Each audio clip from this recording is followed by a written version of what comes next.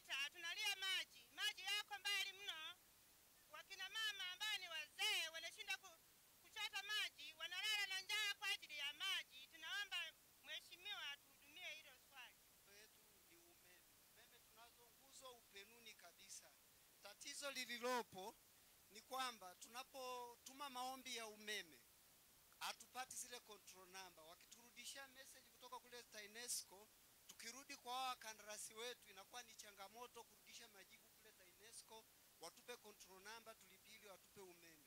Kwa hiyo ndio changamoto yetu. Wanafunzi tunao wanashindwa kufanya kazi zile za nyumbani walizopewa na walimu kwa sababu ya giza. Ndio sisi wanakijiji wa kijiji cha Makasita kwa ajili ya huduma ya afya tuko umbali mrefu zaidi. Wakina mama unapokuwa umefika muda wa kujifungua, hivyo wanapata shida, vyombo vya usafiri vyenyewe havipo, na inaonyesha tuko mbali sana na kituo cha afya ambako tunakwenda kupata huduma hizi za kiafya. Lakini sasa tuko zaidi ya umbali wa kilomita 4. Kwa hiyo jambo ambalo linaleta utata na kero kubwa kwa akina mama ambao ndio wadau wakubwa wa kutuzalishia watoto katika kijiji chetu cha Makasita. Sita oye! Makasita safi! 2025, 2026, 2027 tutatenga shilingi milioni 100. Tutajenga zahanati hapa. Kwa hiyo tafuteni eneo tuanze ujenzi wa zahanati. Siku 30 kama nguzo zimefika, lazima umeme ufike. Na mimi natoa maelekezo kwa mtu wa TANESCO kuhakikisha kwamba anatoka ofisini, meneja wa TANESCO wa mkoa kushirikiana na wenzetu wale wa REA waje waangalie hapa Makasita namna kuleta umeme. Ni hapa Makasita pamoja na shuleni. Lazima umeme uende. Tumeelewana ndugu zangu? Kwa hiyo tarehe hizo watakapofika hawa watu wa maji wataongozana na watu wa umeme kuja kuangalia namna bora kuleta umeme hapa Makasita.